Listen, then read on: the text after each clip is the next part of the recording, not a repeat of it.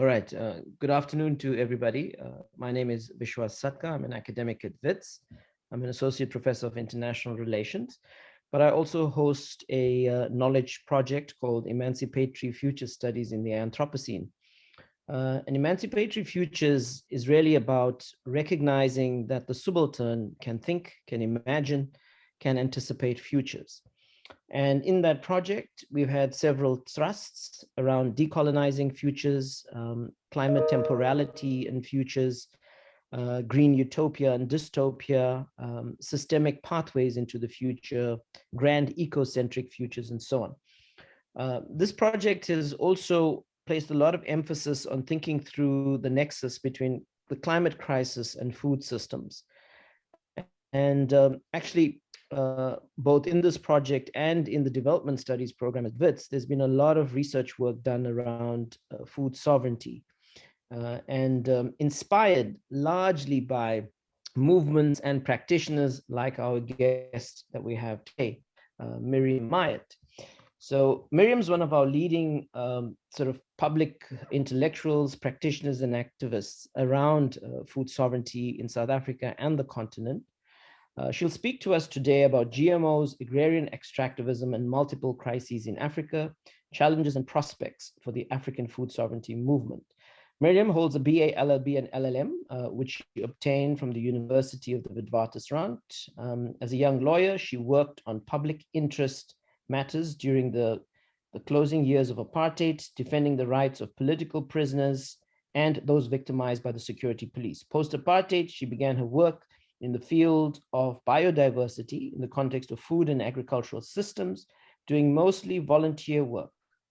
She established the African Center for Biosafety, now the African Center for Biodiversity, in 2003, a nonprofit organization based in Johannesburg, South Africa, with the staff in Tanzania and Mozambique working in the public interest.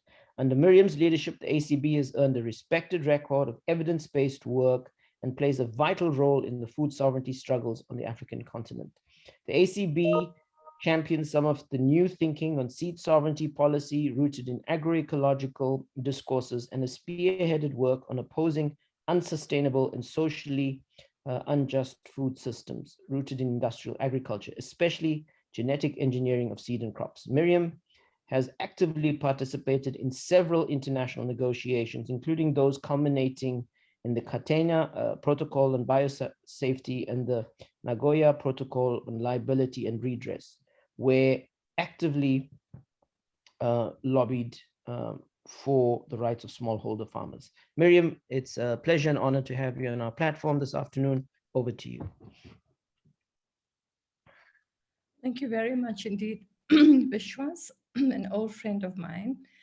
So first I would like to say good afternoon to you all and to thank you very much for inviting me to share our thoughts with you. And I have to say that what I share with you emanates from, I think, discourses belonging to us all. And I'm just here to put things together for us.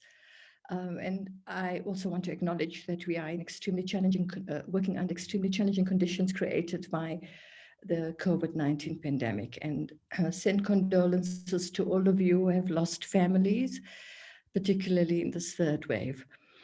As many of you know and will agree with us that recent analyses have brought into sharp relief the global decline of nature and many of its benefits to people.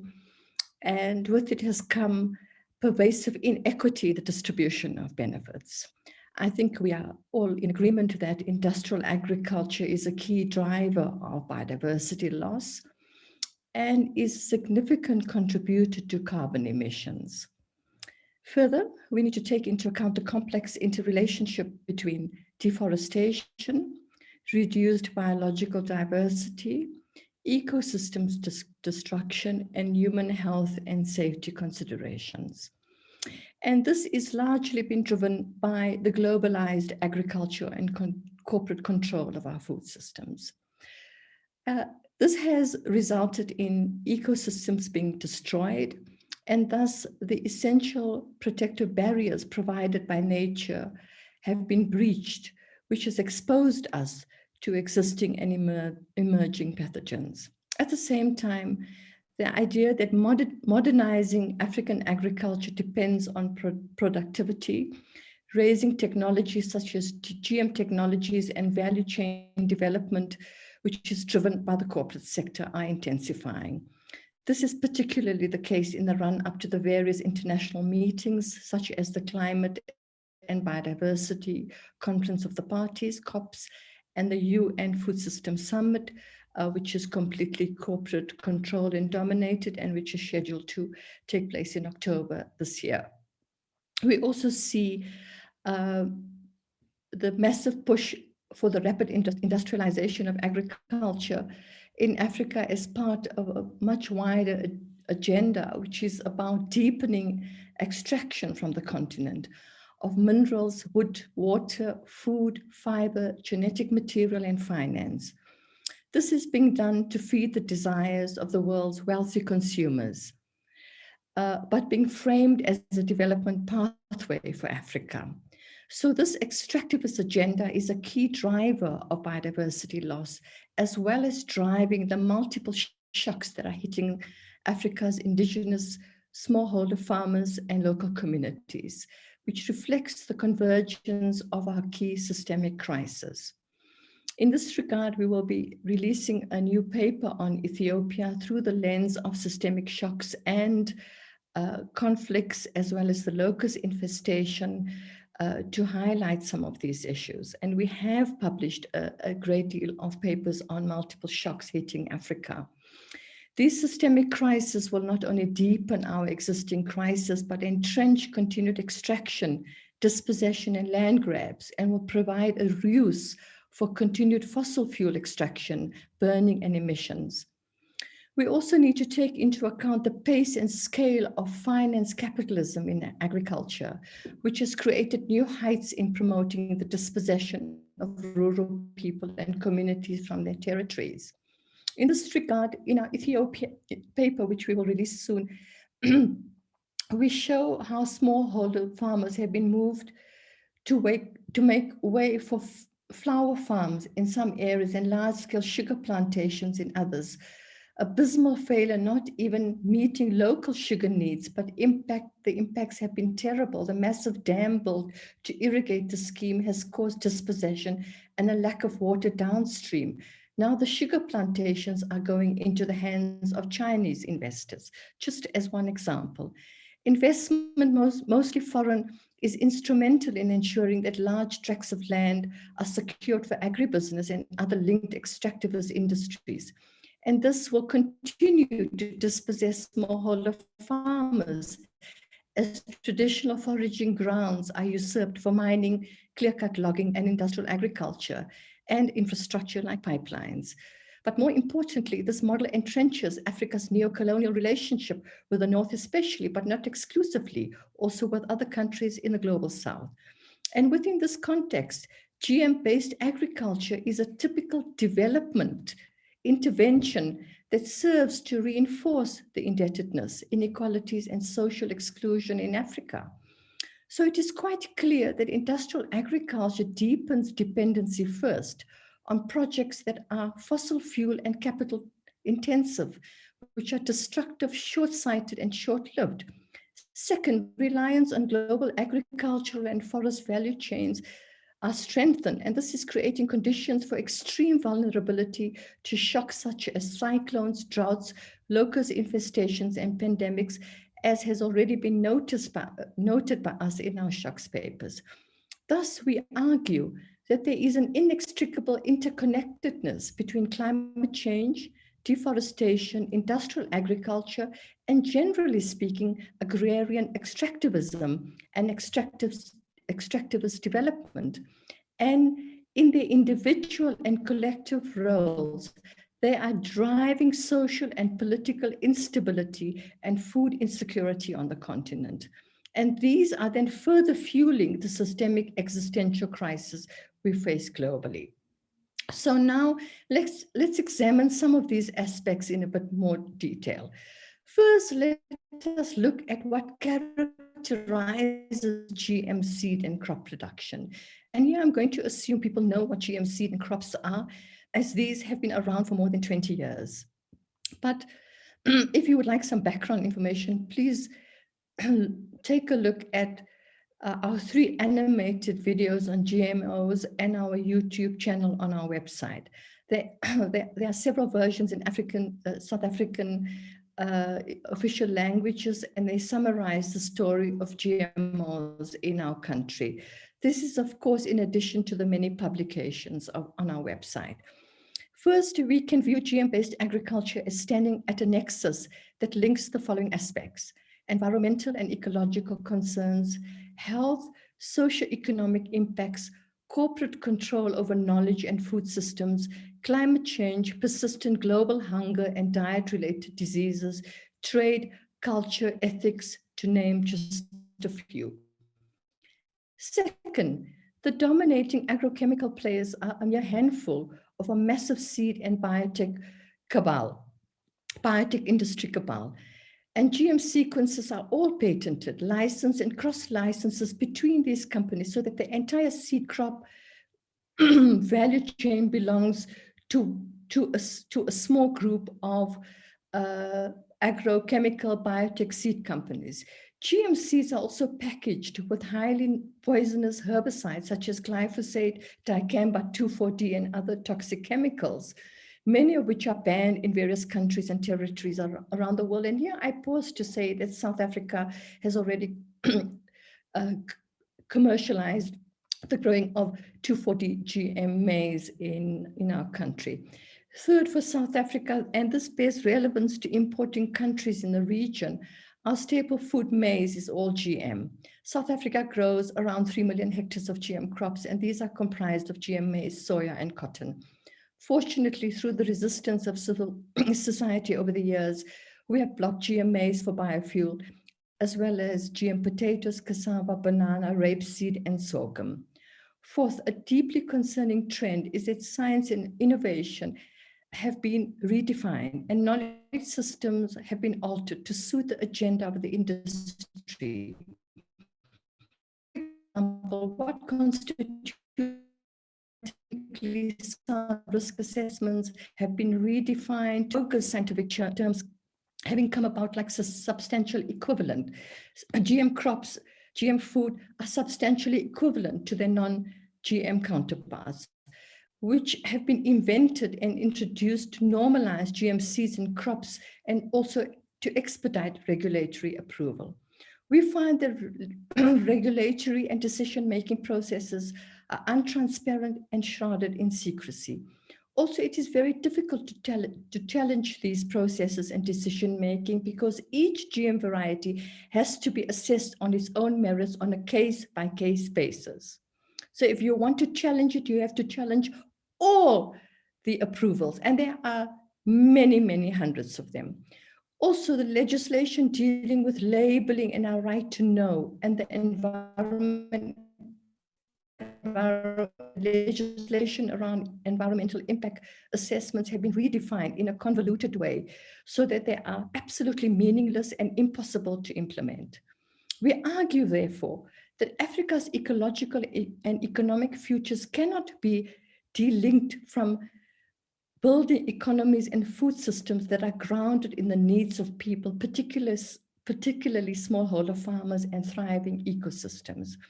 As such, the food movement, particularly in Africa, plays a crucial role to recalibrate these discussions and ensure that we do not simply perpetuate business as usual models through new iterations of previously failed neo-colonial and agrarian extractivist agendas.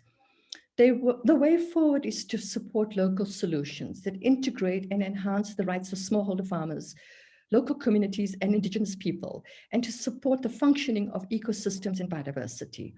Our agenda needs to rest on a human rights approach that implicitly recognizes the importance of shared instead of spared spaces. We also need to focus on the contribution of landscape restoration through agroecological approaches, biodiversity protection, and grassroots human agency. In this regard, an agrobiodiversity, farmers' rights, agroecology nexus provides an important link between conservation, food systems, ecosystem protection, and sustainable use. There is a need also to disrupt many of the persistent myths and neo-colonial policies that are related to international trade and investment, which are implicit in national policies around land use, tenure systems, and concession models. It is vital that we solidly debunk the false narratives of treating smallholder farmers as inefficient, unproductive, and driving deforestation and environmental destruction.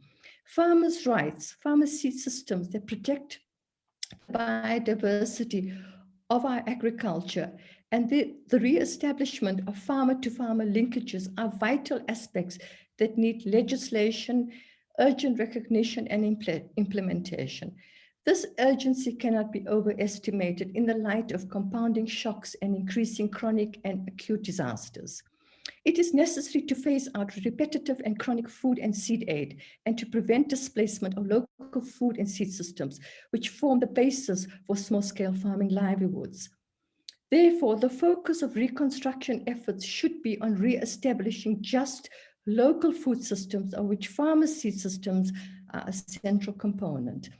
At the global level, cooperation is needed to prohibit illicit financial flows, tax evasions of companies operating in the global south. These rapaciously promote the extraction of natural resources, where the returns are more loans, more aids, more indebtedness, and a never-ending cycle of ecological and economic destruction. So in closing, I would like to stress that we urgently need to rewrite our relationships with the planet so that we can uphold the rights of nature, farmers' rights, and the right to self-determination.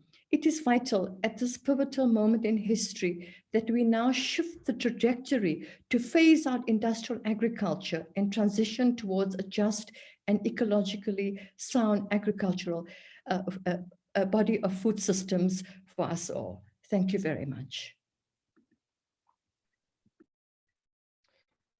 Thank you, Mariam. That was an excellent analysis of the kind of challenges facing Africa today and sort of connecting various aspects. I mean, the sort of multiple crises, multiple shocks, extractivism, financialization, and of course, the crisis of our food systems. It's now open for comments and input. And Zico Tamela has asked a very important question. What do we do with big commercial agriculture in the hands of big capital and multinationals? And please feel free to add your comments and questions, but we can also give you voice in this meeting as well, anybody else who's interested in asking. So you could go with this one first, Mariam.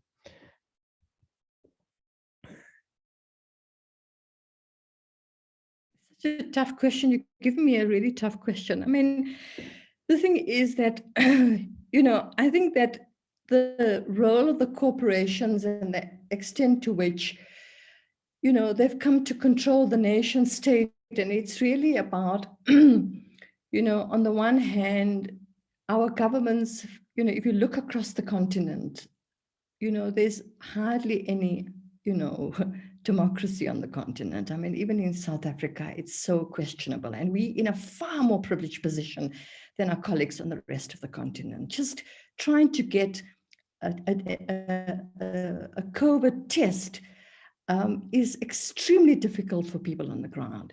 So I think that the complicity of the state, the state's role has become one of creating just an enabling environment for the corporations to regulate themselves. And so I think it's a very complex set of relationships through which we navigate. In South Africa, we have very strong trade unions. We have a very, very active civil society. We have a free press. There's a lot more wiggle room for us, but even this has not taken us anywhere near dismantling the stranglehold the corporations have over our food systems. And so this is in every sector. So in energy, people working in the energy sector will tell us that it's extremely difficult to push back against mining, coal mining. It's not just for fossil fuels, diamond mining, rubies, everything. So I think deforestation is just a stranglehold of an extractivist cabal. So it's mining. We have to understand you can't de-link this. Don't de-link the corporations engaging in industrial agriculture from, for us, we call them the empire. Because it's part of one development model. You understand? It's one development model that is governing how we live on this planet and our relationships with each other. There are losers and there are winners. We in Africa are the total losers because we are paying the price for this development model. We are paying the price through our natural resources, our human resources. Look at our continent. 25 conflicts. Our futures on this development trajectory is bleak. We are facing ecological destruction and an ecological wasteland because it's driven by financial rogue capitalism. And this is linked with the current development model. You got to dismantle this development model. You can't just dismantle the corporates operating in the food system. You see, it's linked. This is why we try to link it up. And that's why it's a challenge for the food sovereignty movement. You see, my view is that you can't, engage against the SEZ in Limpopo on only climate change grounds, because those people in that province face no future because the water rights are being taken away to wash the coal, to export to China, but it's to service industrial agriculture in that province. So you tell me, what is the future of our people in that province? If that project goes ahead, will cause massive ecological destruction.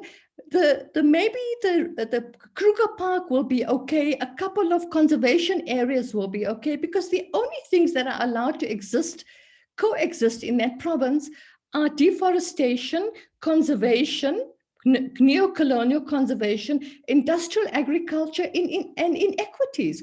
So what I'm trying to say is that, our salvation as a movement will lie in how we collaborate with each other across the spectrum.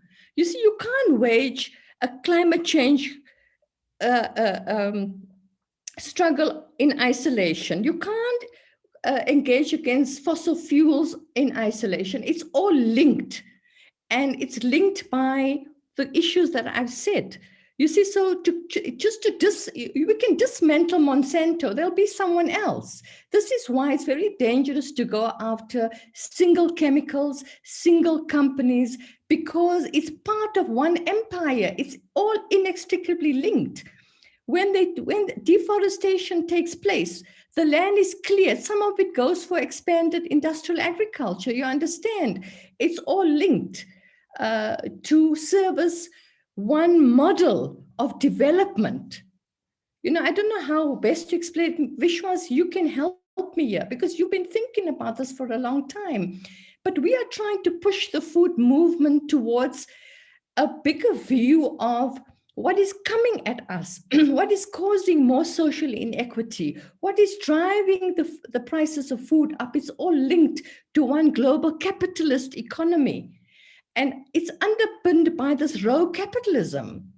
And so if you really want to tackle industrial agriculture, then we must look for the head of the snake, or a couple of snakes. And this is going to be those that are driving the investment. And some of it is coming from Gates, okay? And some of it is coming from US aid. Some of it is coming from the US military, but it's also coming from rogue capitalism. So our argument is very much, if you really want to cut the head of the snake, you're going to have to find out where the sources of raw capitalism is coming from. Because if you cut off the investment, then you can really move forward. So if you're really looking for systemic solutions, then you need to go for the head of the snake. If you're looking for small wins along the way, then you can find some, you can block a coal mining here, you can block something here, you can drive one company out of your country here, but it's not going to change anything in a transformative way for people on the ground and in the long term. That's the best way I can kind of explain it. And maybe you can help me a little bit more along this line, Vishwas. No, your answer was excellent. And I mean, it's the total picture and it's the total system, and that's on the mark. But I think there's some excellent questions coming through. So let's work through them. Colleen Anderson asks a very important question. How does one explain our government's resistance to recognizing other forms of agriculture apart from conventional? Their policies only support conventional agriculture. Is this just an inability to understand, or is it something more sinister? So how do we understand the South African state? So Colleen is an old friend. Thank you, Colleen. Colleen did some wonderful work for us in the past. It's so nice to be in the company of friends. Hello, Colleen. Hope you're well. I think you know what it is. I was discussing some other issues this morning with a friend about paradigms and perspectives, and it's not, I won't say people are malicious and people are, bent on dispossessing people and promoting inequality. I think that's just simplistic. I think that it's because of paradigms. They completely and absolutely believe that only the corporates have the ability to feed the world. They have bought into global value chains. They have bought into this technological lock-in, the Green Revolution model, as the only system that can feed 9 billion of us. So they bought into this. It's a certain kind of, it's a certain kind of worldview. I think that they believe peasant-based agriculture, agroecology is backward. They believe that we need to embrace technologies. We need to be modern. It's a certain kind. I don't think it's about being malicious. I think it's just a clash of paradigms. But I also think that there's a disconnect between what they bought into and the realities on the ground. And I think they don't want to engage with the realities. They don't want to engage with what dispossession means for communities. They don't want to take responsibility for the conflicts on the continent. So I think it's a bit of both. And I think that we have to also acknowledge that corruption is such an embedded way of doing business on the continent. This has a lot to do with it. I'll give you an example. We lobbied Parliament to hold open parliamentary hearings on GMOs, on the 2,4-D issue. Even we went through another political party, of course, the ANC, we couldn't go through them. We went to a minority party. We got the public hearing. And what happened is that they allowed the industry to ambush us. So the industry came with a huge number of farmers to praise GM agriculture. And then after that, the chairperson of the portfolio committee went off to lunch with the industry. So the relationship between the industry and government is hugely problematic, and they don't nurture and have a relationship with social movements, with grassroots constituencies. They call them in now and again for a consultation here and a consultation there. So I think and I think that we also need to be much more aggressive in demanding change. And I think we've been timid. There's been also struggle fatigue to a large extent. People have been really crushed by this pandemic. So it's a lot of issues. But I think at the heart of it, they don't have any faith in the systems that we are promoting. Yeah. Thank you, Mariam. There's another important question from Sam Ramwell. What sort of legislative measures do you expect could help to ameliorate the system of agro-extractivism in South Africa? Your thoughts? So look, we have to use the legal instruments at our disposal. And I think that this is why we've kind of coalesced around human rights issues and linking up, for example, our discourse on farmers' rights with a bundle of human rights. So the issue is that you have to link up, your rights-based discussions with that will resonate very strongly with the struggles of people on the ground. So we can't go into the seed discussions without linking up the rights to seed with the rights to land, to communal ownership over resources, to talk about the commons, to talk about water rights. I think it's, this is where that's the direction in which we have to go. And also the piecemeal way in which our legislation has evolved has also played a contributing factor in dislocating the movement. So some of us work on this, some of us work on that. I think it's in that kind of convergence, the convergence of rights and protections that affect communities and affect particularly small-scale farmers. And I think there's much more work to be done in regard to that convergence. And I think that we need to work much harder, because there's a lot of talent and there's a lot of work being done by every one of us in our own sectors, but I don't think there's a coming together of our work. And I know, like, we working on things around like pushing against nature-based solutions. And I know the climate change people are working on it. There's a big convergence between that and biodiversity. I think that we need stronger connections between those of us working on biodiversity and pushing back against neo-colonial conservation models with those working in the climate justice space. These are all progressive movements, but I don't think that there's enough work being done together. There's enough collaboration, because if that doesn't happen, we are unable to think together. We're unable to deepen discourses together and to really bring in the voices of grassroots communities and really start to deepen our work. And we need to evolve according to how things have shifted in the pandemic as well. So I think this is the moment for all of that. And we just put all these issues in a basket and try to revive and revitalize our work together. I don't think it's complete, it's in evolution. And we need all of your contributions. So there's a lot of, things that social movements have done, in UN declarations. We can look at, for example, the UN Declaration on the Rights of rural peasants and rural people, other people working in rural areas. There's a lot of information and a lot of work being done by social movements that are at our disposal, including in South Africa and on the continent. There's a lot of action and a lot of mobilization going on at the moment. And there are opportunities around this food system summit, for example.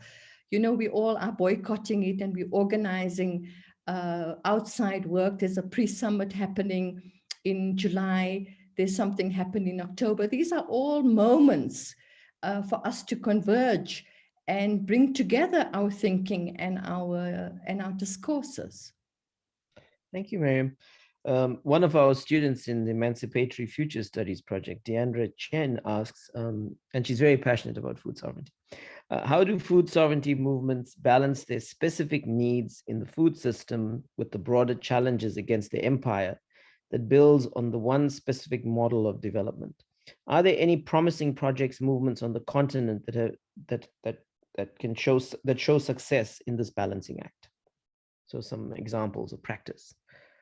Look, I think that there's pockets of pockets of success. Now, I always think about this whole issue about the obligation on local communities, grassroots organizations who are oppressed people, who are, having to bear the brunt of the system to show success.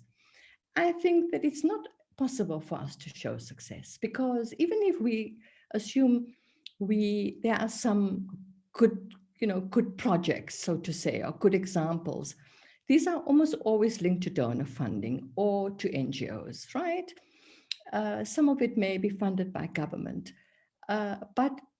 and even if they link to, say, for example, solidarity economies, local economies, but those same people still have to exist in a capitalist society. They have to pay the capitalist prices for fuel, for medical care, healthcare. So I think we have to argue that we have to create the conditions for local solutions to happen. They can't happen. It's not fair. It's not fair to show that these are successes. I don't think it's fair on us. How can we show that? We can show biodiversity. We can show the work of farmers. We can show how we conserve biodiversity. We can show agroecology does work under certain circumstances, but we can't show the whole thing. We can argue for the enabling conditions to be created so that food sovereignty can exist, but it can't exist under these conditions because they're draconian and they're ecocidal. They're based on the logic of commodification and financialization. They're based on inequity. So I think we need to say, look, we want things to change, so that we need to support local solutions, and they can't happen because they think about what small scale farmers are up against. They are not only facing issues relating to their relationship with traditional authorities, okay, their relationship to local governments, provincial governments, but they're facing massive expansion of industrial agriculture, other extractivism happening in their locations, pollution, a whole range of environmental destructive practices which they have to confront with, and they must show successes. No, I think we need to turn it around and say, no, this is not a fair question for us. So I think that we need to be honest and say, we can't show all of this because all of this is militating against it. But how can it not work if there's social justice, if people have a voice, if we live in harmony with nature? If the building blocks are in place, of course it can be a success. So I think it's, all of those things, I think.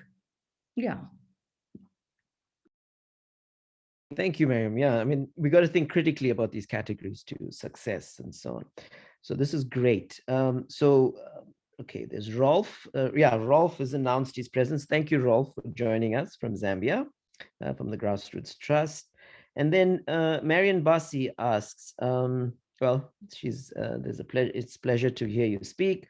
What must we do as a continent to roll back this toxic model of agriculture and point our leaders to the right path of agroecology? Because we have all it takes to feed our continent. Any thoughts on that, Marian?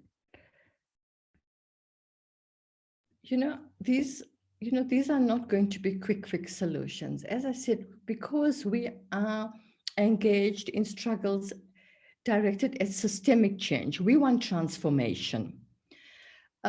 So this is a long haul, and it's about mobilization, resistance. It's always going to come down to the old age struggle. I mean, we have to struggle, we have to mobilize, we have to call it out, we need to research, it's the same things, Marianne. I mean, but the other thing I have to say is that we need to bring the youth in. We need to, some of us have been around a long time. We are here in mentorship capacities only. We need to engage the youth. I think they have the energy, they have the creativity.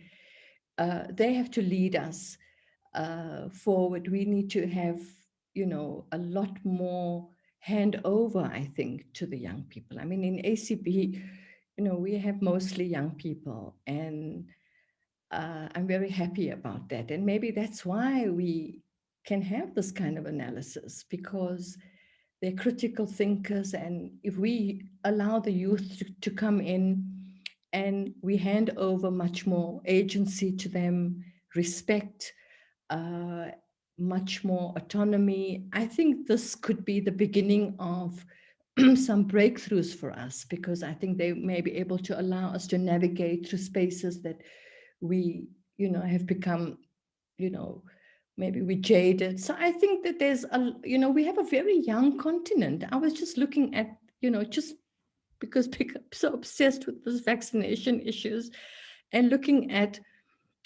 how they should really have, started vaccinating the youth first, a younger generation, because the bulk of our population is young on the continent. They're young. And the herd immunity would have been rapid if we had started with them, because they comprise the bulk of our population, if that's what we wanted. It's just one example. And so I think that's the way forward. Mary, and you belong to the youth. I know, Rolf, hi, I'm happy to know that you're here with us, our Zambian friends. But, I don't have the answers. I mean, we have to come up with the solutions ourselves, and it's in evolution, and the struggles will change over time depending on the circumstances. I can only just, be one of the cogs in a big social movement. I want to say machinery, as as part of the collective, to support our ongoing struggles. We just can't give up. We have to keep on, isn't it? You are part of the movements on the continent, Marianne. Thank you, Mariam. Rolf shared a resource, UNCTAD study, which again has this holistic analysis affirming what you've been saying, and he's shared it as a resource. There's also a recent study as well, titled Ending the War with Nature, by the way, that has come out of the UN system. But we have a hand up. I mean, before I go to the chat group, I think it's Julio. Yeah, Jane, can you allow Julio to speak? Julie, please go ahead. Please unmute. I'm lucky to join this discussion. It's just in joining permaculture and that we cannot give up easily. Julius, okay. I don't know, Julius, do you want to say anything? We've picked up on your comment. Okay. We've given you speaking privileges. Okay. All right. I want to say a couple of things. I mean, sure. What I was trying to say also is that, we have to be transformative in our work. We need to be I like this term, constructively disruptive. And I just give an example. I mean, those of us who are involved in the international negotiations under the CBD, I mean, we haven't been involved in the CBD as such, the Convention on Biological Diversity. We've been involved in the protocols. But when we arrived there, we realized, but this whole thing has been hijacked by the conservation movement. And so you don't go in there and try to do damage control. You go in there and you try to be disruptive, and you say, listen, we are not accepting this neo-colonial model, because we in Africa can resonate with this. They've carved up all of nature and they put it into protective areas. This area-based approach of conserving nature is not acceptable to us anymore, because its core is based on neo-colonialism. It's dispossessed our people, it's separated people from nature, and it's the beginning of our problems. And so once you're in there, you have to speak out, and you find other Africans, and you find progressive people you haven't met before. They exist. Progressive conservation people, they taught us about what's going on in the conservation world. And now we completely understand what's happening here and why the conservation movements come in there and they pack the room, because it's all the resources are there. So what I'm saying is that we need to be extra critical. You need to find people who have been occupying those spaces for a long time to bring you into the conversation. We have to be much more active. And I would, say that there's a lot of expertise on the continent. The first thing to do is don't run outside of the continent for help. Everything is here. Of course, we must work with our colleagues in the north, but there's a lot of expertise, information, discussions, a lot of things happening on the continent. And it's just to find the connections and the right people and, to open the doors for others to come in, not to gatekeep, and to be very mindful and conscious that we need to keep on bringing younger people into the discussions and into the movements and facilitating and providing that kind of, and ensuring that kind of catalytic role, particularly on the part of NGOs like us, and to ensure that we never take the space of social movements and sit at the back of the room when social movements need their time to speak. So I think it's just been that time in this pandemic where we just thought about a lot of things, and we're still thinking, and we want to think together with all of us and all of you on the continent.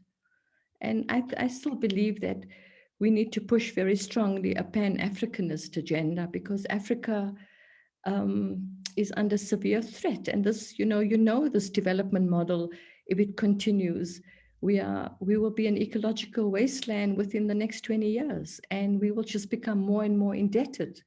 And it's a very bleak future, and we have to get our skates on and we have to move. And that's why I also accepted this invitation, because I wanted to also,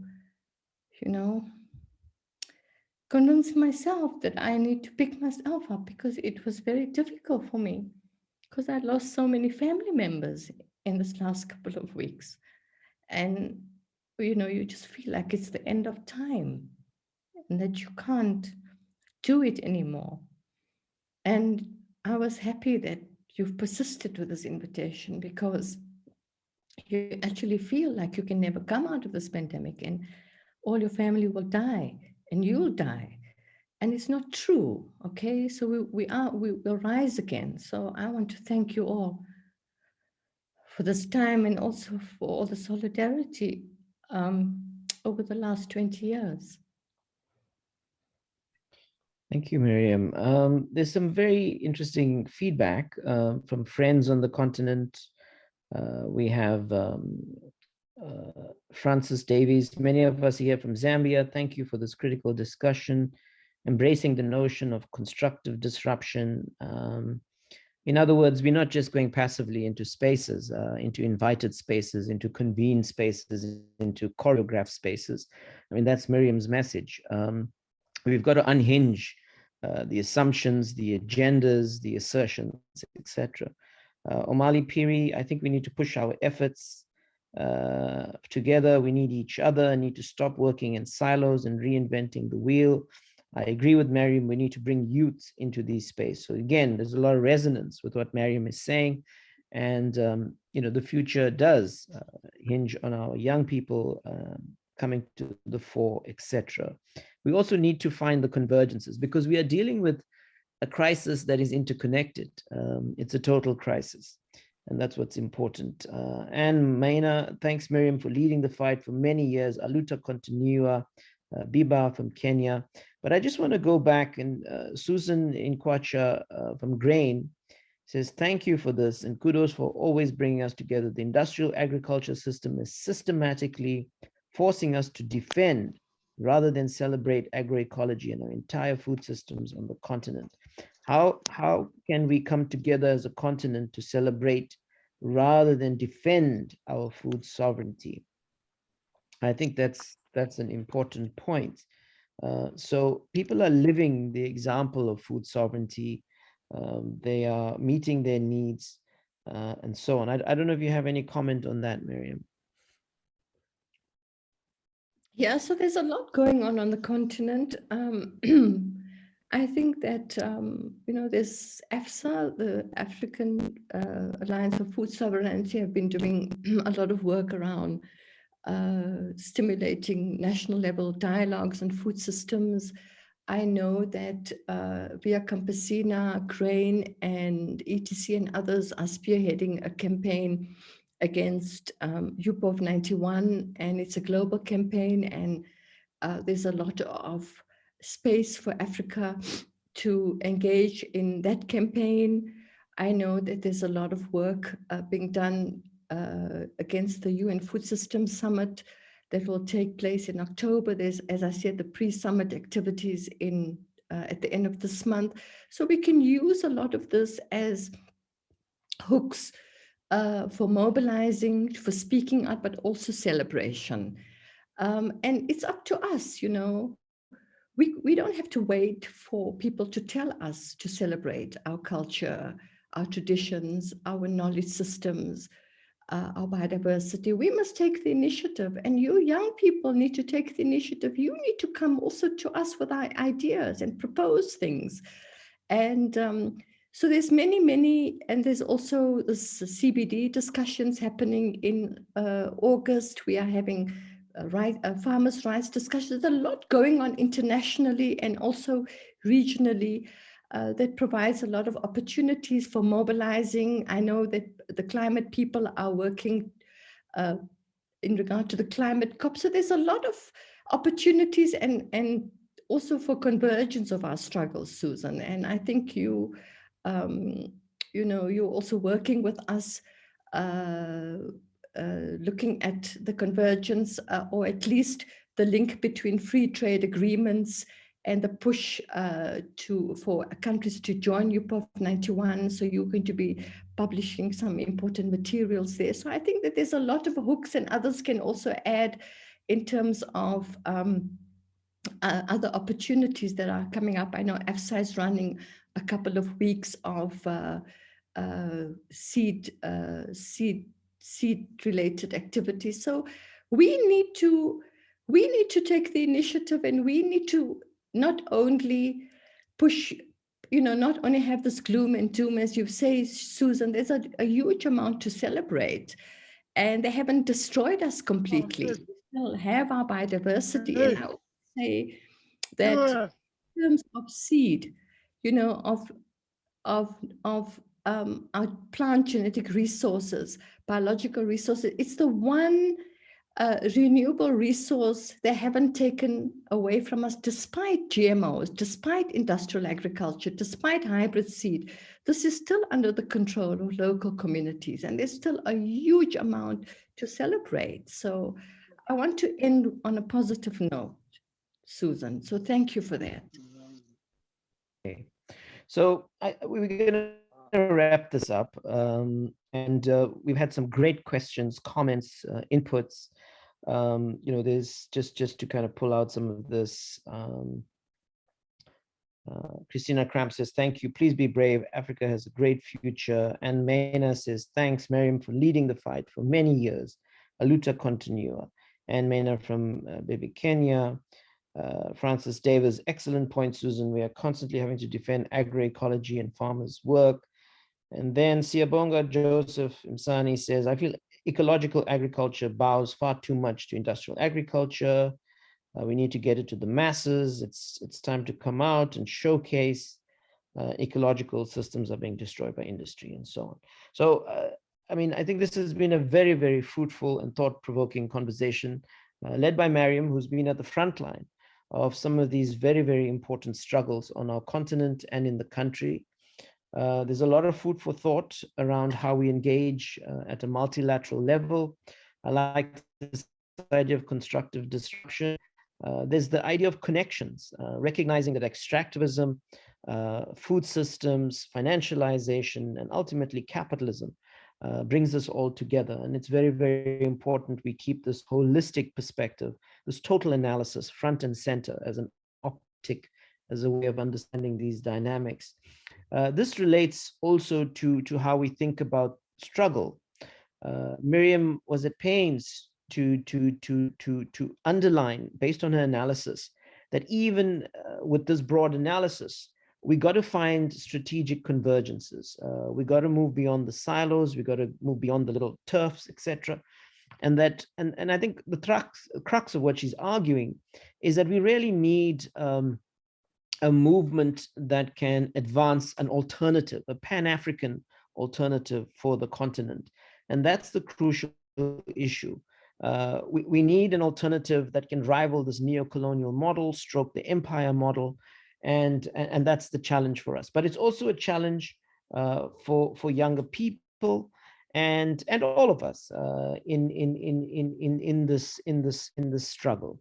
So it's important that we again learn from each other, we share experiences, we share knowledge, and we build from there.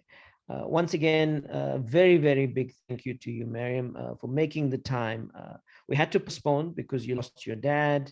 And again, we really appreciate the fact that you bounced back and you came here to share these insights and these thoughts. We are extremely grateful.